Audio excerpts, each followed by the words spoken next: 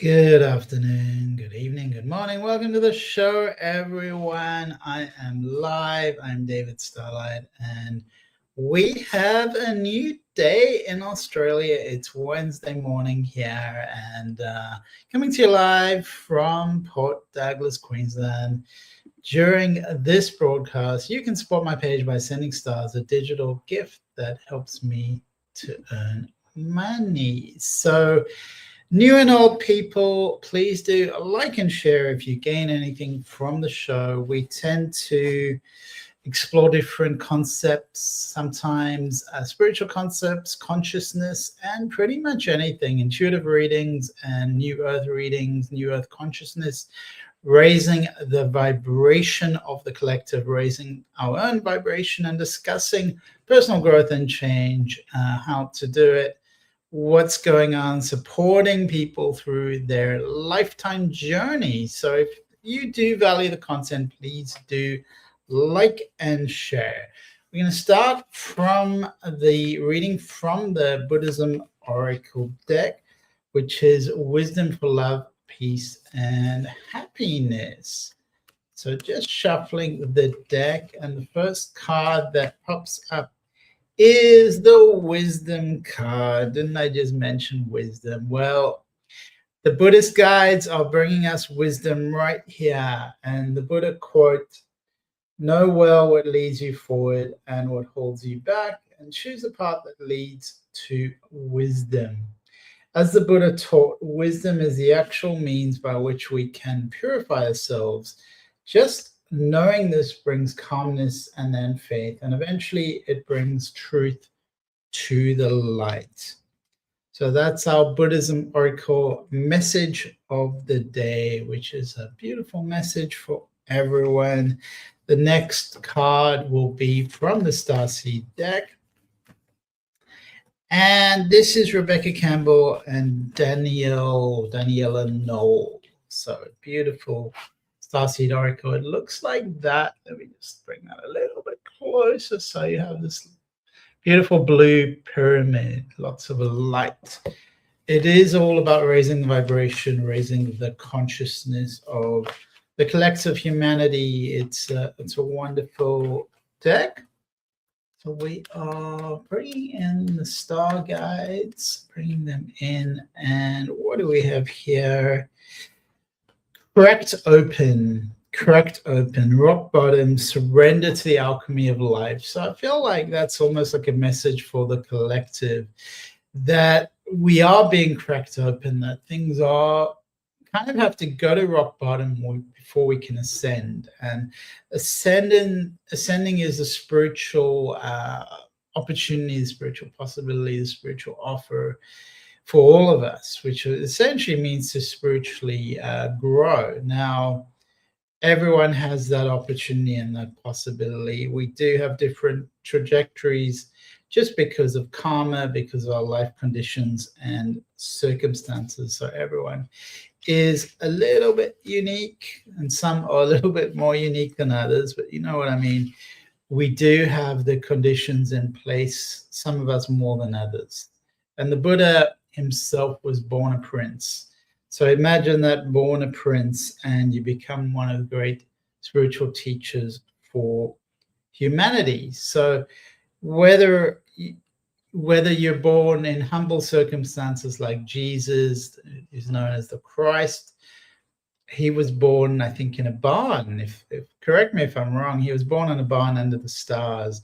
Marianne says, good morning, Queensland. Good morning from Australia. And great to see you on the show, Marianne.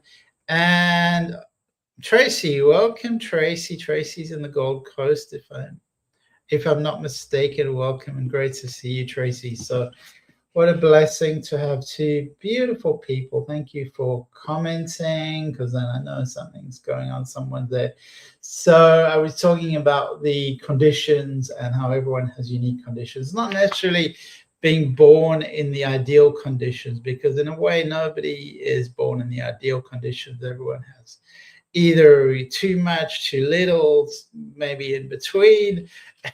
Everything there's a sense of uniqueness. But on one side there was the Buddha who was born a prince, and on the other side there was Jesus who was born to very humble beginnings. I think he was born in a barn and maybe born under the stars. With anyone who knows the history or knows the New Testament, feel free to share in the comments. So this, coming back to this card, which is about hitting rock bottom, being cracked open, surrender to the alchemy of life. Don't let the weight and density of the world squash your tender spirit, which I can relate to. I got an email this morning, which I found disappointing, definitely disappointing. And I don't think it squashed my tender spirit, but I felt like, what's going on? I've been paying someone to design my website, and suddenly they want more money, and it's like, but that's not what we agreed upon. Carla says, hello, Debbie. Hello, David. How are you? Shared. Welcome to the show, Carlos. I'm doing great. Slightly cracked open just by, I guess, expectations. And I felt like I was making progress on the website. And now it's like more money, this, more money, that. And I'm like, Marianne says a manger. What is a manger? His parents were unable to secure housing for the Roman census. What is a manger, though? I don't know what a manger is. I probably heard that, and I still don't know what a manger was. So we hear these things that we're like, we don't know what they are. So we're talking about the card, which is cracked open.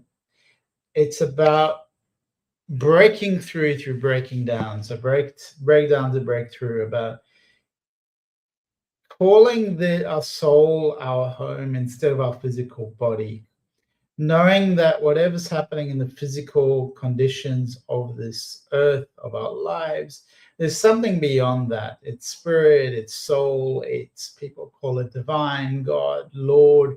There's many names for spirit, and it's saying there's something beyond this earthly plane. Whatever we experience, there's something beyond. And at the center of your life, it's through the extreme pressure of life's trials that diamonds are cultivated. Beautiful words. Marianne has answered, a feeding trough for animals in the stables. I was picturing hay, and so I was close. Feeding trough for animals in the stables. There we go. Thank you so much, Marianne. So that's a beautiful image. So the point being, you could be born in different conditions, but there are still opportunities. And we have two almost opposite extremes of how people ended up with their destiny, with how they created their life in the world. It can be when things are at their darkest that we cultivate proper faith and our light is ignited. Tony Robbins was talking about starving, being hungry, and how that created an appetite for change. His appetite was not about himself alone. It was about, how can I feed other people? And apparently he's been feeding a billion people through his foundation. So he's had an incredible influence on the world. And it's amazing how many people criticize Tony Robbins. And whatever you think about the man, he's fed so many people. How many people have you fed? I'm in incredible awe of Tony Robbins, and he's turned it around. He said, well, I'm hungry. I'm going to use that as power, as leverage, as motivation, as drive to stop other people from suffering. It's when things are darkest that we cultivate faith and our light is ignited. So his light was ignited from suffering. So how is your suffering? How could your suffering be ignited to help others, to serve others? It is through the crumbling that we can allow our wounds to be alchemized. We can allow our wounds to be alchemized. So encouragement here is to let your pain, sorrow, and losses make you and not break you. Let life alchemize tragedies into gold. So everything that's happening is an opening, it is a possibility, is an opportunity. I'm trying to figure out this with my own life. I was talking about the website, and it's a first world problem. It's nothing so serious. It's just interesting that I went along this pathway. Be open to being cracked open. So what you manifest is a message. It's showing you something. Be open to that shift. It's a difficult time to help us grow in leaps and bounds. First, a help to crack us open. Whether you let it happen or not, it's going to happen. So surrender to the process. It's how the light gets in. When your heart cracks open, a space is created for your soul to more fully enter. When your soul cracks open, a space is created for the grace of the Holy Spirit to enter.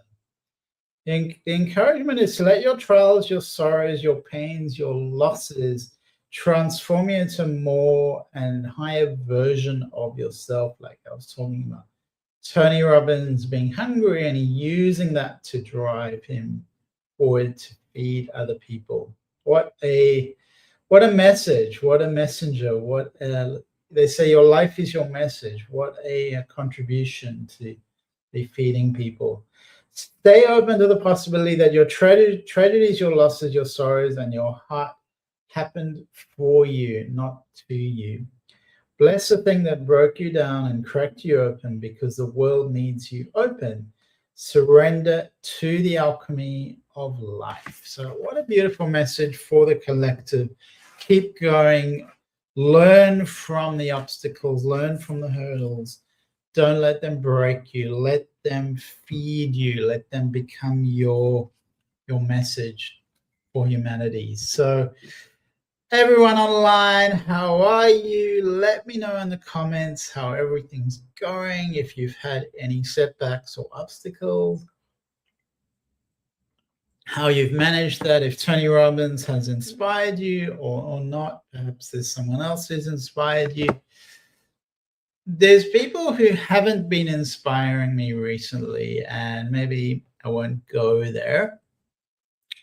People on, for instance, the Epstein files that's been coming out in the media, and it seems like there's almost an insatiable appetite to find out what was going on there, which seems to be a lot of darkness. And whenever darkness is exposed, it is a little bit traumatic or upsetting, especially when people may put someone on a pedestal and they fall down to the ashes. It can be confronting. It seems like there's a lot of public figures who were in the files, and whatever you thought of them, they were always a human being, but it's disappointing when we see this kind of horrible behavior from anyone.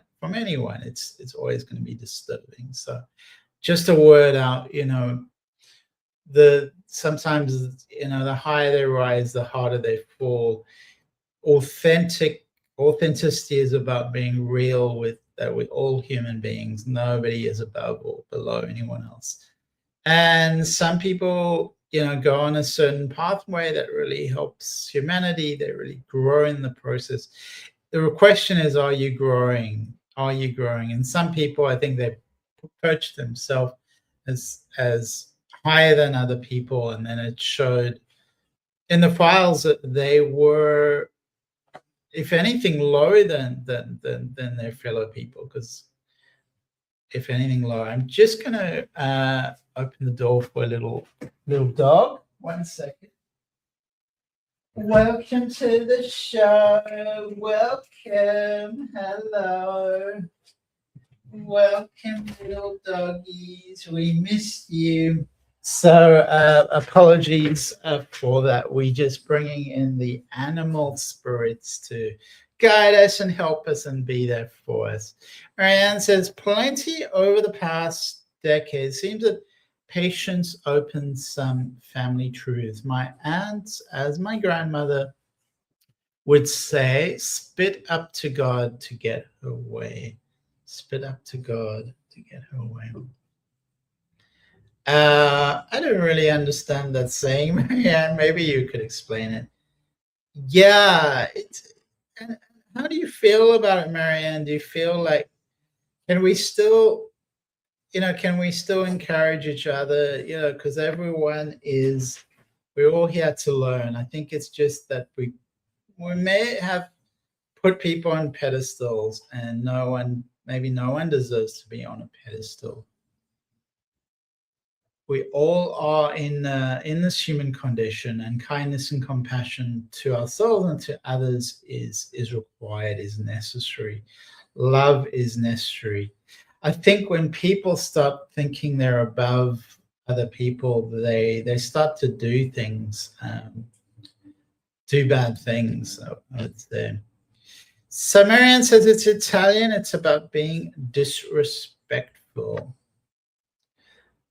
So that's really interesting. And of course, in a lot of the religious circles, there have been these massive falls from grace. There's been people who've been publicly humiliated or shown to be pedophiles or whatever it is. I've known one individual who I had as a client, and we got quite friendly, and he was involved with some kind of abuse or abuse of power for sure. He was in quite a high position, and people did put him on a pedestal. So I remember that, and for me, I knew him quite well I spent time with him therapeutically, and I could see there was something a little bit missing. It was a little bit kind of psychopathic, and perhaps a lot of these leaders, a lot of the people in the Epstein files are perhaps that's what it is, something psychopathic. It's, I guess, the belief that you're entitled, and it's a lack of compassion for other people. So how can you do something bad to a child, for instance? It's something kind of wrong with you, but it's the entitlement, and that's what's psychopathic, the lack of compassion for other people. So let me know in the comments if you've been disappointed, and if you've how you've processed that, how you've managed it, how have you seen the world differently after that, and how's it affected your self view, your internal worldview. For me, I could see issues. Looking back, I could always see there was an issue. And it's also important to see the humanity that person as my client, they were a person just like anyone else. And they were definitely had some very bad qualities. But I actually feel we also need to keep some compassion for the perpetrators, but more compassion for the victims. But we're in this kind of web. We're in this web, the cycle that I think we all are a victim of something or someone, and we all, perhaps it's impossible not to be some kind of perpetrator at some point in our lives. When you think, I think just relationally, and I think, I think relationally, is there someone, I remember I had a close friend, and at a certain point I felt uncomfortable. There was something too much, and I'd kind of disconnected and moved away from him. And I know he was deeply hurt and deeply wounded, and I tried to just say, well, I'm very busy and don't take it personally, and I try to sort of disengage, but I could feel his pain, and I could also feel that I need to honor my own intuition and my own feeling of not being comfortable being around his energy. And just because we lived together for a while, so it was just, sometimes it's just enough, for me. Like, okay, we spent all that time together, and it's like I need something a little bit different. So that's where I've perhaps caused harm. I've caused harm. I've made someone suffer. whether intentionally or unintentionally, knowingly or unknowingly. So it's hard not to have relationally hurt someone. Even if someone's in love with you and you don't really feel comfortable with that, or the feeling's not mutual, you just want to be friends or whatever it is, it's they can go through some suffering over that. Tracy says sometimes you have to make the tough decisions, and we do need some tough love. We do need boundaries. We do need to rein in our energy, clear our energy field. Make sure we're not attached to too many foreign energies, and to have an process of energy hygiene. So for me, I love living on tropics because I'm showering constantly, and I'm thinking, oh, like, would have had 4 showers yesterday, at least, maybe 5 even, at least 4 showers. So there's this constant cleansing myself, which I need to do, which I believe is really helpful and important. Energy hygiene, to clear your energy. So is there anyone in the files that you heard about that's really shocked you or disappointed you? And how do you process that disappointment? Do you feel any compassion for the perpetrator, or is it just all compassion for the victim? Tracy, as you say, you have to make the tough decisions. We do need to make some tough decisions sometimes, decisions about how we move forward in life. And sometimes it is, there is sometimes a finite reality. We can't always have everything we want. And Tracy says, my ex is still a struggle. And that's so common, Tracy, so common because of all the energy entanglement, the energy attachments. It's something I've experienced as well.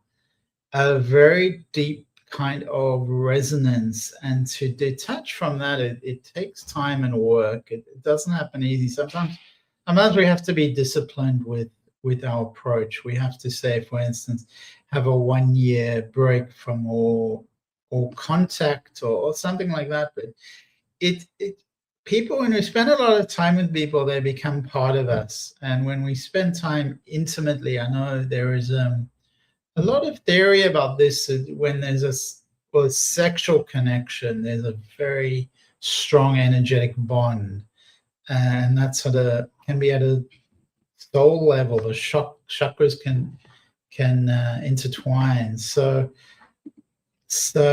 Tracy, you're not alone, and thank you for sharing that. Thank you for feeling, for sharing your something personal and true to you. It's been 7 years. I can definitely relate, Tracy, and sending love to you. What's worked best for you? What hasn't worked for you? And how would you describe your experience, Tracy? It's something a lot of people have experienced, so you're not alone. And definitely there is this sort of alchemy that happens. I believe in a couple relationship, there's a type of energetic alchemy. It's not always alignment, but you have to reach an alignment to be with someone else. There has to be an energetic match. Has to be an alignment, otherwise you'll just separate. So there is a resonance, whether you like them or not. There is a resonance, and when you sleeping with someone or having that close proximity, your chakras are aligning. They're energetically interpenetrating, interconnecting. So there's a strong sense of interbeing, a sense of connection with another person, where it's and you think of trees and how trees are connected and interconnected. Trees in the forest, they're weaving a web, they're weaving, connecting. So human beings are relational creatures. We need other people. We are dependent on other people. We have a strong need to be with other people. which isn't a weakness. A lot of people promote ideas of independence, and that is can be quite strict and harsh for the human soul. I just need to look at the dog. He wants to go out. Go out. He wants to go. Yeah. All right. So back without the dogs, they both moved on. Energy hygiene. It was getting too intense for them. The energy. Yeah. Marianne says, I can see my aunt as the victim in her situation. She allows her husband to control her in a dysfunctional way, domestic violence way. Also feel this way to my cousin's wife. The son also has DV tendencies. They have to decide to split up. So I think you're referring to domestic violence. I've heard this DV, which is very common. It's a very common situation, unfortunately, and it's not actually one sex or gender specifically. It's quite, and I think that's often people miss. Well, it's a different situation because men tend to be stronger than women, so there's a power differential. So the damage that men can do to women is much worse usually than the other way around. But as far as my reading goes, women are more violent actually, but when men are violent, it creates more damage. Domestic violence can also be emotional or psychological. This is very true, Marianne, very common. So quite a deep topic here, and I am also a victim of DV. How I grew up, I think a lot of people had experienced childhood abuse, so they would understand DV. But it's also the psychological and emotional abuse. I think I've talked before, I did have a relationship with someone who was violent. So I have quite a personal experience of this, and it is it's a bit of a painful topic for me and for many others who've experienced domestic violence, but not just the physical nature of it, but the emotional and psychological nature. So often those things will go together. So I'm just going to read this again. I can see my aunt as the victim in her situation. She allows her husband to control her in a domestic violence way. I also feel this way to my they have to decide to split up. Okay, so this is quite tricky territory, because one has to be see the complexity in the relationship, and sometimes that person has made the sole choice to be that way, to be in that relationship. Whether it's good for them to leave that or not, usually, the ultimate goal, or the optimal situation or optimal result is for them to build their life away from a violent person, an abusive person. But when you say I can't see her as a victim, I don't agree. I believe that we are victims even if we feel stuck. Even if she's stuck, she's powerless. She feels powerless. She may not be powerless, but she feels powerless, which makes her that way. So because she's controlled, she's almost more of a victim, because she doesn't feel she can leave that person. So I believe when we talk about victim and victimhood, we are always victims of violence, but whether we are able to leave or not, you cannot really say. Somebody, if they don't feel able to leave, they feel stuck, they cannot see the, what is it, the something from the trees. So this is going it's an uncomfortable situation, Marianne, for everyone, particularly people who are close to your aunt, because you can see that she is suffering, and that's a very abusive situation. So definitely be compassionate. Always be compassionate. Don't ever lose your compassion. Know that because people feel powerless, it doesn't mean that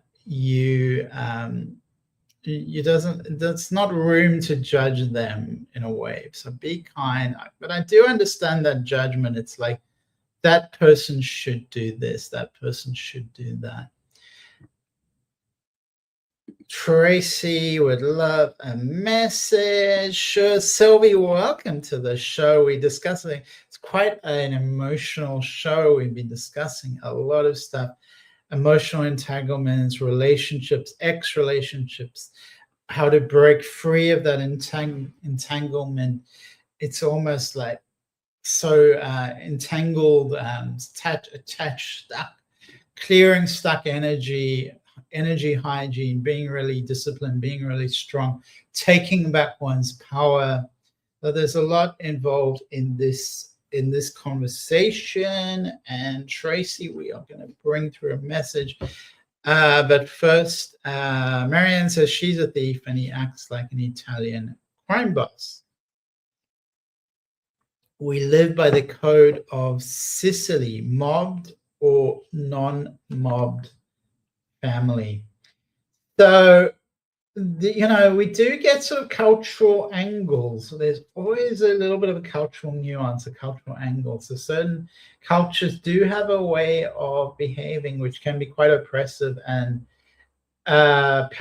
patriarchal. So the traditional Italian mafia code, that's extremely patriarchal, almost, there was this fascist history. So we've seen the movies. What was the big one? They made, I think, 4 or 5 of them, these big Italian mafia films. But the point is, when you say she's a thief and he acts like an Italian crime boss, people are not perfect, whether they're victims or perpetrators. There's often a little bit of both going on in everyone, So we don't need to see the world as black and white. It's often it's shades of gray, but there is a need for ethics and to differentiate between right and wrong, of course, and to have ethical codes and to align oneself towards progression, growth, personal growth, self-growth, empowerment, but also shifting one's soul forward. That's where we are headed as individuals and as a collective. The Godfather, yes, exactly. That was what was right there on the tip of my tongue, Marianne. So thank you so much. She stole a house from her sister. So what we're saying here is not a pure victim and perpetrator and complexity. And perhaps that's the nature of a lot of the world. I don't think most people are as extreme as stealing, but we all have our own pitfalls. We all have aspects to us that are imperfect. So find me the perfect person I don't know any perfect person. So Marianne is there. Tracy, we're bringing through a message. Maybe let's see what's coming up for you from the Starseed Oracle. And let's come forward for Tracy. Okay. And from the Energy Oracle, we're going to shuffle the deck and pick a card. This is a very interesting card, Tracy. We're going to explore that a little bit further. The soul plan versus fate, so fate versus destiny, essentially. Fate versus destiny. So just a note on shifting into your physical body, becoming more physically embodied. That's really important.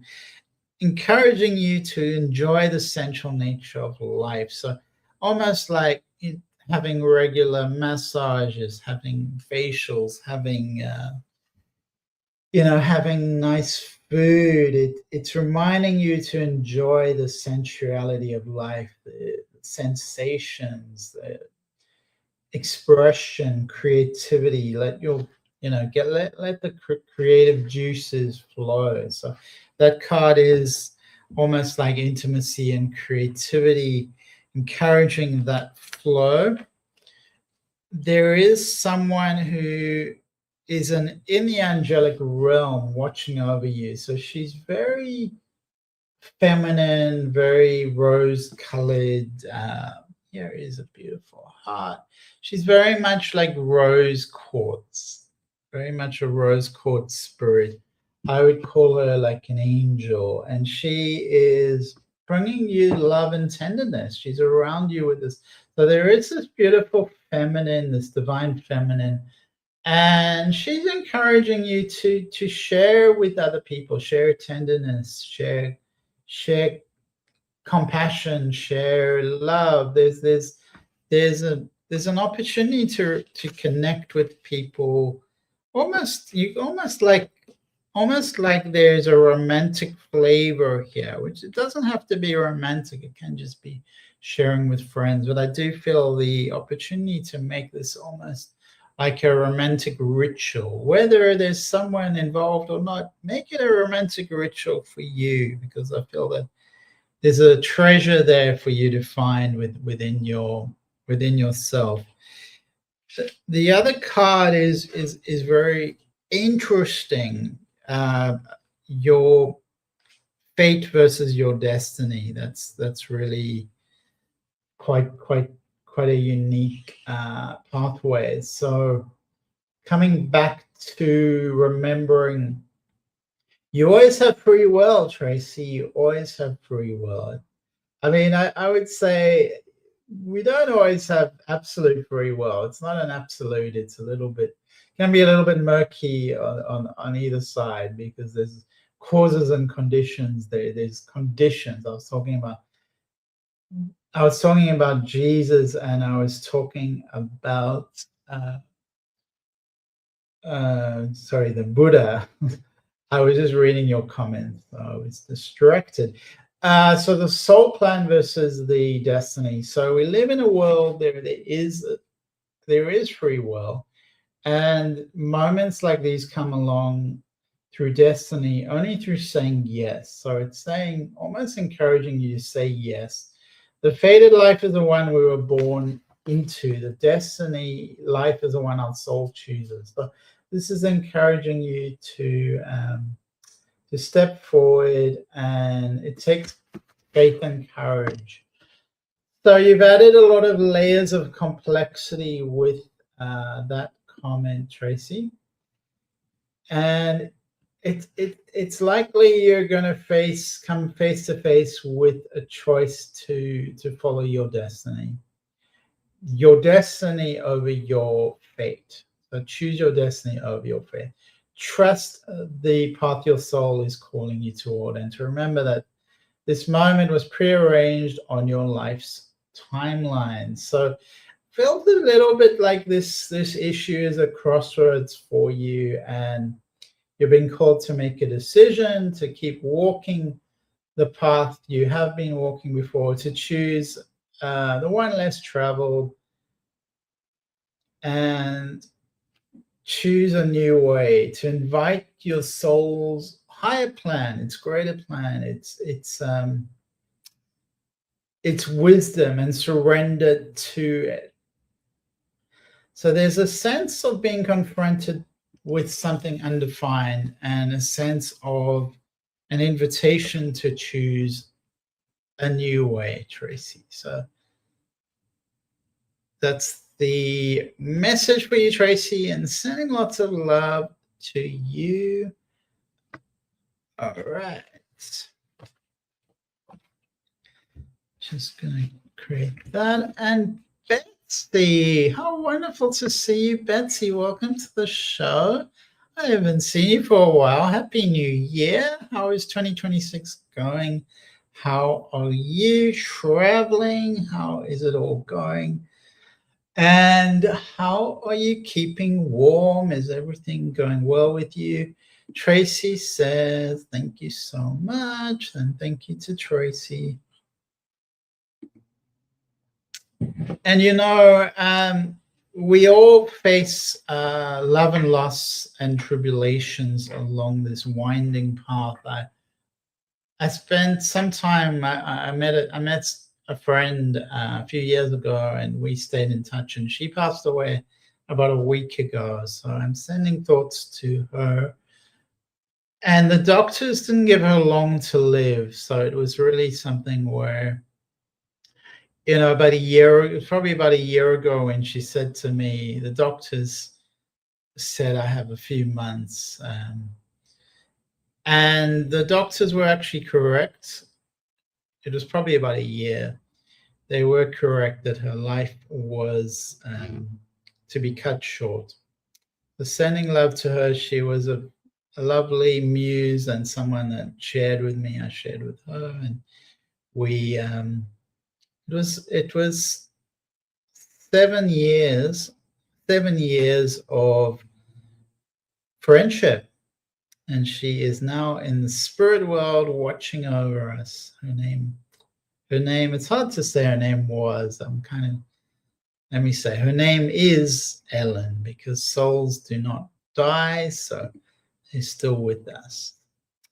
I would love a message too. I haven't been able to catch us for a while, Betsy from New York. So it's really great to have someone I haven't seen in a while, and great to have you back, Betsy. And I'm just going to shuffle the Buddhist Oracle deck for Betsy. And there's Betsy. Okay.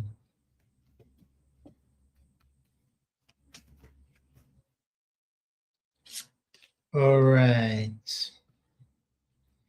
So this card is encouraging you to purify your mind, purify your thoughts,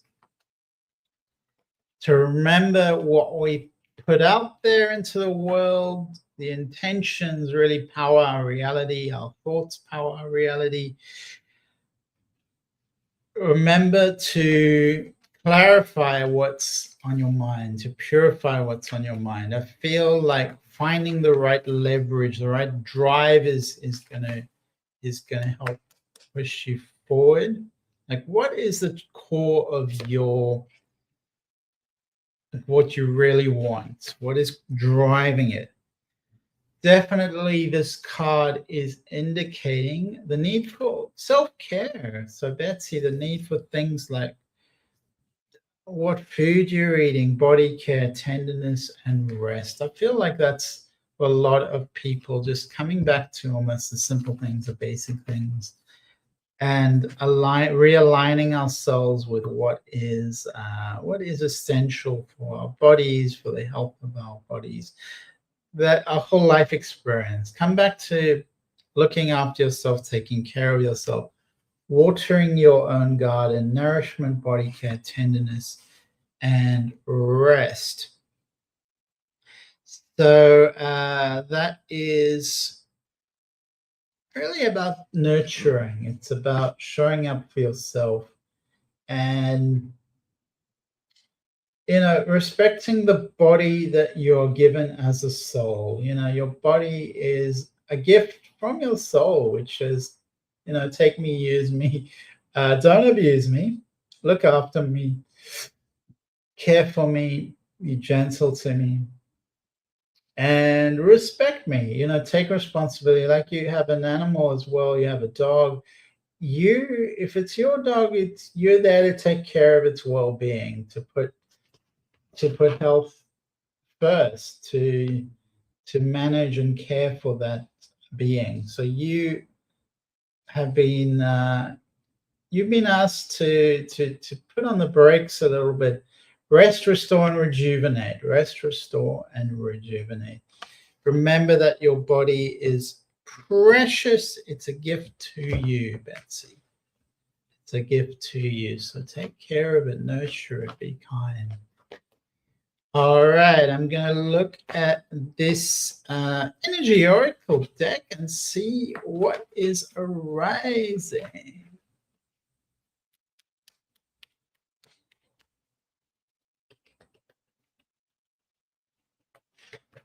Okay. All right, so this card is saying just remember to take one gentle step at a time. One gentle step at a time. Rome wasn't built in a day. Slow down, come back to your core essence, what's really driving you, what's really important to you, and shift yourself forward with mindfulness, with grace, with presence. So take deep breaths and find the joyful moments in everything. Find the joy, the pleasure in everything, Betsy, and purify your environment. Definitely important to have patience as well. Nourishment is definitely the word that keeps coming into mind. So it's more a holistic way forward. That's about the business I'm trying to create. So would love to hear more about that. That's very exciting, really great to hear. So definitely, patience is important, and there are always one step back, one step forward. Sometimes sideways movement. There's winter, spring, summer, autumn. There's different seasons. So it's telling me just to take a breath, align yourself, all parts of you align in the direction that you are pursuing. Find that alignment, and then things will flow effortlessly. So it's almost encouraging a type of flexibility, a type of flow, more of an organic flow. Be receptive to the signs around you, how things are aligning, and see yourself as a little bit of a magician that can align, or a dancer, or bring that energy into this. Too much striving to burn the candle at both ends so I can leave my day job. Yeah, I totally understand, Betsy. I get that. Keep going, one step at a time, and sending you lots and lots of love all the way from Australia. Great to see you back on the show. And thank you again to everyone who's come online, who's shared the show, who has contributed. We've had some interesting conversations. I've really enjoyed being with you today. And I'm wishing everyone much beauty, much grace, much blessing. And remember that we all are imperfect beings. Nobody should be on a pedestal. Nobody is above or below anyone else. And we're here to work together, collaborate to build each other up. Betsy says 4.99. And Stuart says another great show. Thank you so much for Stu and for Stu. And love to see you on the show, Stu. So thank you so much for your support. And I'm sending everyone lots and lots and lots and lots of love and blessings to you all. Wishing you well, knowing that we all are in this together. As I said, we're here to build each other, not to break down each other, to build each other up, to support each other, and to know that soul is truth and the soul knows. So on that note, I'm going to say goodbye. I will see you next week, and lots of love.